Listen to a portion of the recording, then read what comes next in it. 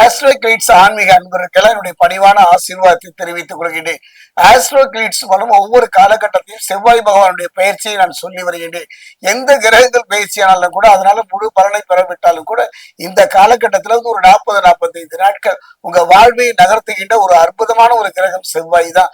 புரிந்து கொண்டுகின்ற ஒரு காரகத்தன்மை மட்டுமல்ல, இரத்தகாரகன் மட்டுமல்ல, பூமிகாரகன் மட்டுமல்ல, எந்த வம்பு வழக்குகள் வந்தாலும் அதிலிருந்து ஒரு நிம்மதி தரக்கூடிய கிரகமும் செவ்வாய் தான். அதிகாரம் படைத்த தீயணைப்பு துறை, அரசியல், காவல்துறையில, நீதித்துறையில அமர வைத்த அழகு பார்ப்போன்னு இவர் தானே. இந்த துறையினுக்கு நகர வேண்டுமானால் இவனுடைய பயிற்சி ஒரு முக்கியம். அந்த வகையில செவ்வாயினுடைய பயிற்சி பாத்தீங்கன்னா விருச்சிகத்திலிருந்து தனுசுக்கு பயிற்சி ஆகின்றார். அதே நேரம் 7/12/2025 16/1/2026 வரை குறுகிய காலமே அவர் பயிற்சி ஆனாலும் கூட நல்ல யோக பலனை தருவாரா என்பதை இப்ப நம்ம பார்க்க போறோம்.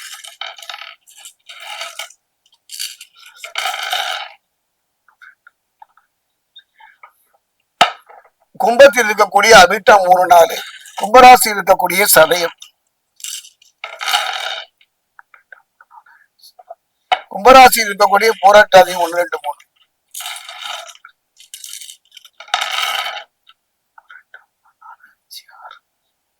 கும்பராசி அன்பர்களே, சிந்திய கண்ணீருக்கும் பட்டப்பாட்டுக்கும் தீர்வு தரக்கூடிய ஒரு அருமையான நிகழ்வுங்க இந்த செவ்வாய் பயிற்சி. சாமி, இப்ப சனி பகவானுடைய கடுமையான ஒரு பயிற்சியில் இருக்கின்றோம்.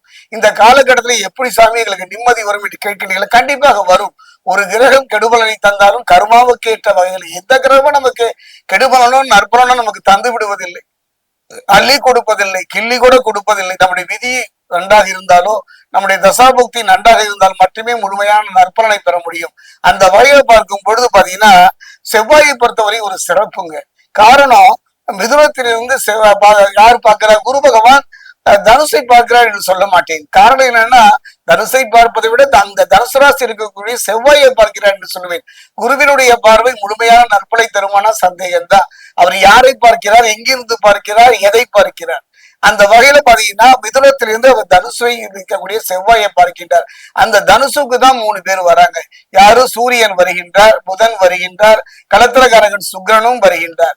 ஆக அவருடைய பார்வை ஒன்றுக்கு நன்மையை தந்தாலும் மற்றவர்களுக்கு சில பாதிப்புகளை தரலாம். அந்த வகையில பார்க்கும்போது செவ்வாய் ராசிக்கு லாபஸ்தானத்தில் இருப்பதோடு ராசிக்கு 10ஆம் இடத்துல யாருக்கான புதன் இருக்கிறார். பொன் கிடைத்தாலும் புதன் கிடைக்காது என்பார்கள். நான் சொல்வதை திரும்பவும் சொல்கின்றேன் பாருங்களேன். செவ்வாயை பொறுத்தவரை ராசிக்கு லாபஸ்தானத்துல, ராசிக்கு 10ஆம் இடத்துல புதன், 10ஆம் இடத்துல ஆத்மகாரகன் சூரியன். இந்த 3 கிரகங்களும் இருப்பது ஒரு முப்பரிமாணம் என்று சொல்வேன். 3 விதமான நற்பலனை தரக்கூடியது. குடும்பத்துல, வாழ்க்கையில, தொழில அது இருந்து வந்த பிரச்சனைகளும் சிக்கல்களும் படிப்படியாக குறைவதை காணலாம். அதே நேரம் பாத்தீங்கன்னா 10ஆம் இடத்தில் ஆத்மகாரகன் சூரியன் நல்ல ஒரு யோக பலனை தருவார். சூரியன் பலமாக இருந்து விட்டாலே சனி பகவானுடைய தரங்களுடைய கெடுபலனுக்கு அர்த்தமிட்டது போய்விடும். அதே நேரம் மகிழ்ச்சியும் சாதகமான ஒரு சூழ்நிலையை அவர் தருவார். மகிழ்ச்சியும் சந்தோஷமும் குடும்பத்தில் ஏற்படும். நீண்ட நாள் பிரிந்திருந்த அந்த குடும்ப வாழ்வு ஒன்று சேருகின்ற ஒரு அற்புதமான ஒரு தருணம். எப்பொழுதோ யாரோடோ பெறப்பட்ட அந்த பழிபாவங்கள் கூட நீங்குவது. இவர் நல்லவருப்பா, தெரியாம இவரை பத்தி நம்ம தப்பா நினைச்சோம் என்றெல்லாம் சொல்லக்கூடிய ஒரு நிலை.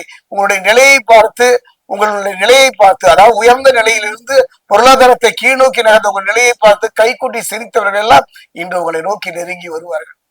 அந்த வகையில பார்க்கும்போது இழந்ததை திரும்ப பெறுகின்ற பூர்வீக சொத்து சம்பந்தமான பிரச்சனையிலிருந்து விடுதலை பெறக்கூடிய அற்புதமான தருணம். அதே நேரம் சகோதர சகோதரிகளை மட்டும் கொஞ்சம் கவனமா இருங்க.